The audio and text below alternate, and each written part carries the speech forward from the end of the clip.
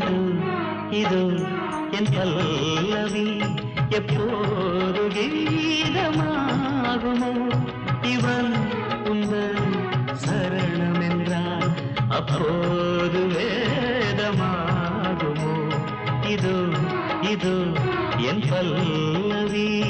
SPB சாரினுடைய குரலை கேட்கிற போது ஆண்களுக்கு எப்படி இருக்கும்னு எனக்கு தெரியாது, ஆனா பெண்களுக்கு எப்படி இருக்கும்னு என்னால சொல்ல முடியும். நம்ம கனவுல மாத்திரமே பார்த்திருந்த ஏதோ ஒரு காதலனுடைய குரல் தான் எஸ்பிபியினோட குரலா நமக்கு கேட்கும்.